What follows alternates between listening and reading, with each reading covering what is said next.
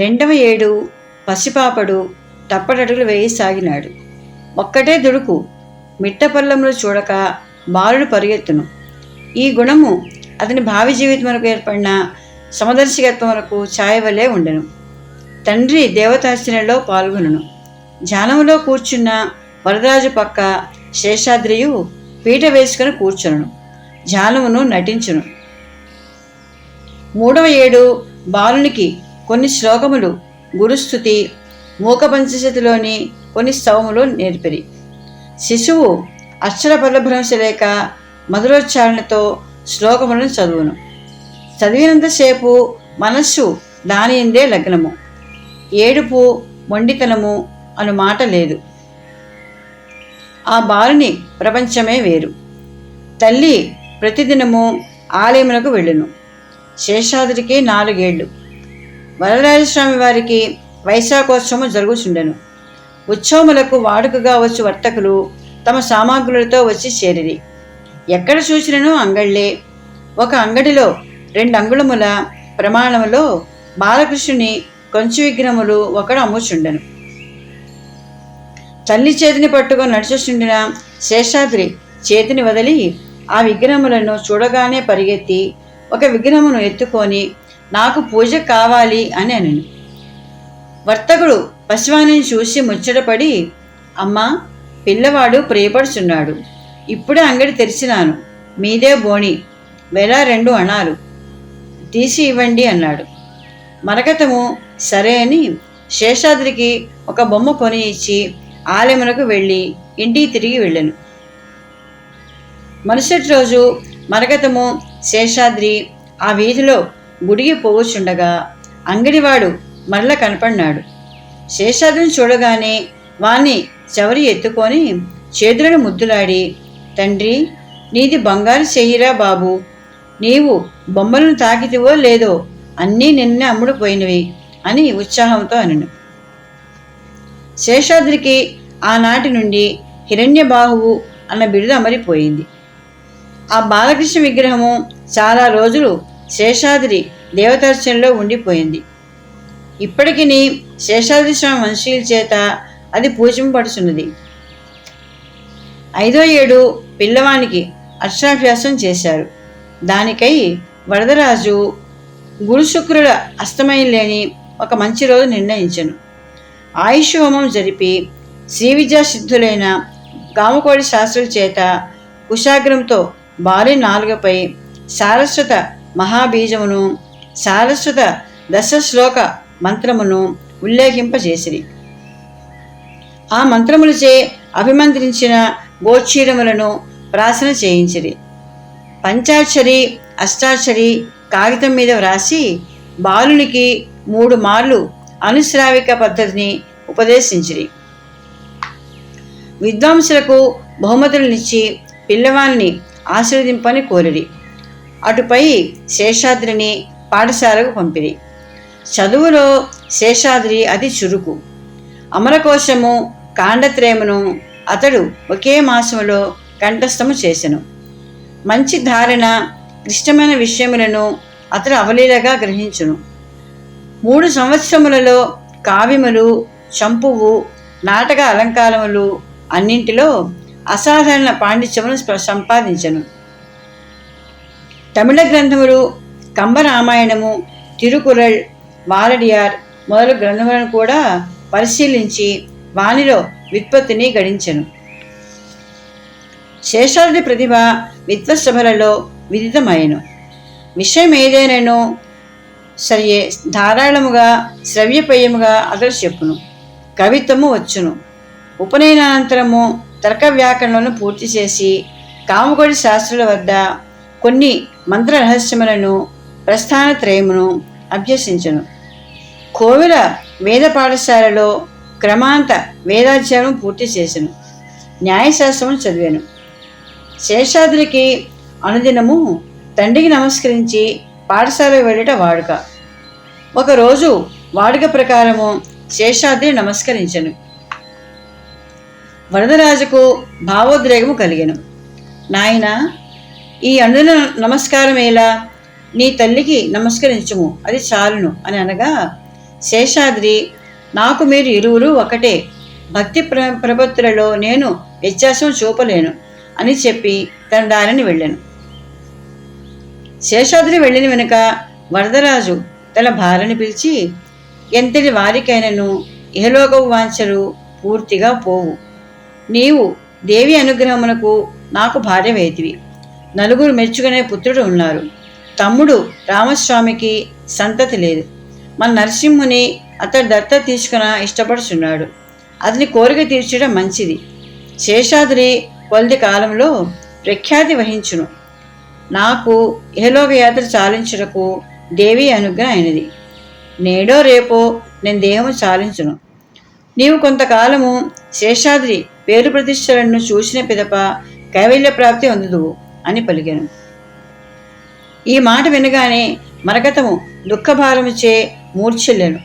మూర్ఛ తేరిన పిదప వరదరాజు, ఎంత ఆపదలోనైనా ధైర్యం వదలరాదు, అన్నీ ఈశ్వరిచ్చ ప్రకారము జరుగును అని భార్యను ఆశ్వాసించెను. మరుసటి రోజు వరదరాజు వాడుక ప్రకారము నియమనిష్టలను తీర్చుకొని భోజనానంతరము ఉపనిషత్తులను చదివాను. ప్రదోష సమయమున ఏకామరనాథుని దర్శించను. ఇంటికి వచ్చిన పిదప ఆహారం పుచ్చుకొని లేదు. కొంతసేపటికి ఆయనకు అతిసారి విరోచనము ప్రారంభించెను. వరదరాజు వాక్కు ఫలించుచున్నట్లే అని అందరూ గాబరా పడ్రి. శేషాద్రియు కన్నుల నీరు కుక్కుకొనుచు తండ్రి సమీపంలో వచ్చి నిల్చున్నాడు. బిడ్డ, విచారపడకు. అతిసారంలో కొన ఊపిరి వరకు జ్ఞాపశక్తి పోదు. అతిసారేతి మరణం యోగినామపి దుర్లభం అని నా అదృష్టం కొద్దీ ఈ వ్యాధి వచ్చింది. ఇక నా మనస్సు తత్వంపై లగ్నం చేయి యత్నించదును. నేను చెప్పవలసినది ఏమీ లేదు. కానీ ఒక్క మాట, శాస్త్రములు ఎన్ని చదివినను అనుభవ జ్ఞానము మించింది లేదు. అన్ని జ్ఞానములలోనూ అనుభవ జ్ఞానమే గొప్ప. ఈ మాట గుర్తుంచుకో అని తన చర్మ సందేశము తెలిపి ధ్యానమగ్నుడై వరదరాజు తన పాంచభౌతిక శరీరమును వదిలిపోయెను. తండ్రి మరణముతో శేషాద్రికి దుఃఖముతో పాటు అపార వైరాగ్యము ఉపతిల్లెను. వరదరాజులు చనిపోగా మరకతమును పిల్లలను కామకోడి శాస్త్రి తనతో పాటు వళ్ళూరునకు తీసుకుని పోయాను. శేషాద్రికి 14 ఏళ్ళు. తాతగారి వద్ద ఈ సమయముననే ఆయన ప్రస్థానత్రయమును పూర్తి చేసెను. కామకోడి శాస్త్రి యందు దేవికి అపార కృప. ఆయన శమధమాది గుణసంపన్నుడు, వైరాగ్యం కలవాడు. ఈయన వద్ద చాలామంది మంత్రోపదేశం పొందారు. సర్ పిటి త్యాగరాజు చెట్టిగారి తండ్రి పొట్టి మహాదేవ చెట్టి శాస్త్రి వద్ద మంత్రోపదేశం పొంది విశేష ధనలాభమును కాంచెను. గురుదక్షిణగా చెట్టి 4,000 రూపాయలు శాస్త్రికి ఇవ్వబోయెను. శాస్త్రి గారు చిరునవ్వు నవ్వి వద్దను తిప్పివేసిరి. శాస్త్రి గారికి 80 ఏళ్ళైనది. సర్ సిపి రామస్వామయ్యరు మాతామహుడు భాగవత ప్రవచనము చేయవలసిందని కోరిరి. తనకు ఆరోగ్యం సరిగా లేనందున తనకు బదులు శేషాద్రి ప్రవచనం చేయనని శాస్త్రి బదులు పంపిరి. వెంకట సుబ్బయ్యరు దీన్ని సమ్మతించను. మరకతము శేషాద్రితో పాటు శాస్త్రి వందవాసికి వెళ్ళింది. సుమారు 1 సంవత్సర కాలము శ్రోతలకు ఆశ్చర్యకరముగా శేషాద్రి ప్రవచనం చేసింది. ఈ సమయమున శాస్త్రి గారికి ఆరోగ్యం బాగా చెడిపోయినది. 2-3 నెలలు మంచం పట్టెను. కొంత స్వస్థతలాగా కంచికి మరలి అచట ఉపనిషద్ బ్రహ్మము అని పేరొందిన శ్రీకృష్ణానంద స్వామిని ఆశ్రయించి తమకు సన్యాస దీక్ష ఇవ్వమని ప్రార్థించింది. ఆయన శాస్త్రికి దీక్ష ఇచ్చెను. విద్యుక్తముగా శాస్త్రి గురువు వద్ద వేదాంత శ్రవణం చేసిరి. దేహదారిత్యము లేనందున పరివ్రాజకోచితమైన మాధవకర వృత్తిని ఆయన అవలంబింపలేదు. మరకతము తన 20 కుమారుల సహాయంతో ఆయన భిక్షువు ఏర్పాటు చేసెను. 3 నెలలు గడిచిన పిదప దామల్ అను గ్రామములకు వెళ్ళి అక్కడ బ్రహ్మానంద సరస్వతి అన్న పరివ్రాజక నామముతో కామకోడి శాస్త్రులు విధేయముక్తి ఉందిరి. భర్త మరణముతో మరకతములకు జీవితములో గొప్ప ఔదాస్యాన్ని ఏర్పడను. ఎప్పుడూ మౌనమే.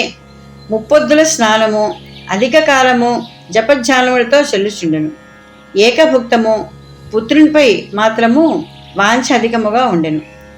దాని శేషాద్రి గుణాతిశయమే కారణము.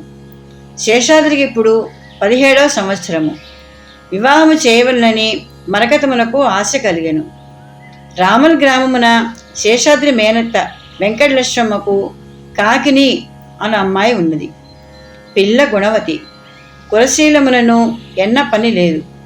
శేషాద్రికి ఇవ్వవలనని ఆమెకు కోరిక కలదు. ఒకరోజు ఆమె కంచి ప్రయాణమయ్యెను. అన్న రామస్వామి జోసులతో కాకినిని శేషాద్రి ఇవ్వాలని నా కోరిక. అన్నకు నాయనగారికి ఇరువురికి సమ్మతమే. కానీ వారి సమక్షమున ఈ కాలం జరుగుటకు మనం ఇచ్చి పెట్టుకోలేదు. నీవు శీఘ్రముగా ముహూర్తం పెట్టిన బాగుండును అని చెప్పాను. లక్ష్మి, నీ దగ్గర దాపరికం ఎందుకు? శేషాద్రి జాతకములో పరివ్రాజక యోగం ఉన్నది. అతడు సన్యాసి కూడా నిశ్చయము. నీ కుమార్తెకు వేరే సంబంధం చూసే ఉత్తమం అని రామస్వామి బదులు చెప్పాను. అన్నగారి మాటలకు వెంకటలక్ష్మమ్మ విస్తుపోయాను. విఫలమై ఇంటి మరలిపోయాను. అప్పుడే జపమున కూర్చున్న మరకతము చెవిలో ఈ మాటలు పడెను. రామస్వామి ఏమి చెప్పినా అది జరుగును అని ఆమెకు నమ్మకము. 10 రోజులలో కాకిని పెళ్లి జరిగిన వార్త వినవచ్చెను. దీనితో మరింత విచారం పుట్టెను. ఆమె ఏకభుక్తను వదిలి ఉపసించసాగను. దేహము చిక్కి శల్యమాయను. ఈ సమయమున తమ్ముడు నరసింహశాస్త్రి మరణించిన వార్త వచ్చెను. ఇవి అన్నీ చేరి ఆమెను మంచం ఎక్కించెను. సన్నిపాత జ్వరము 1 నెల వదలక కాచినది. మందుమాకులు లేవు. కార్తీక మాసము శుక్లపక్ష దశమి. మరకతము శేషాద్రిని పిలిచెను. నాయన, నేను ఇక ఉండినట్లు కనిపించడం లేదు. నీవు నన్ను వదిలి ఎక్కడకు వెళ్ళకు అని హెచ్చరించెను. మరుసటి రోజు ఏకాదశి ఘడియలు. మరగతము శేషాద్రిని పిలిచి, సత్సంగత్వే నిస్సంగత్వం, నిస్సంగత్వే నిర్మోహత్వం, నిర్మోహత్వే నిశ్చలతత్వం, నిశ్చలతత్వే జీవన్ముక్తి. దర్శనాదప్ర సదసి జననాత్ కమలాలయే, కాశ్యాంతు మరణాన్ముక్తి స్మరణాత్ అరుణాచలే అని 2 శ్లోకములు శేషాద్రి రొమ్ము 3 మార్లు తెరిచి చెప్పెను. శేషాద్రిని అంబశివే అన్న కీర్తన పాడమని అతనితో పాటు తానును పాడెను. కడపట అరుణాచల అరుణాచల అని అరుణాచలేశ్వర స్మరణతో శేషాద్రిపై ఒరిగి ఆమె ప్రాణములను విడిచెను. శేషాద్రికి దుఃఖము సముద్రం వలె పొంగినది. మాతృశోకము దవానలములే దీపించెను. కానీ శేషాద్రి ధీరోదాత్తుడు. శోకమును జ్ఞానముచే అతడు ఉపశమింపజేసుకొనెను. మాతృయజ్ఞమును తమ్ముడు నరసింహునితో కలిసి పూర్తి చేసెను.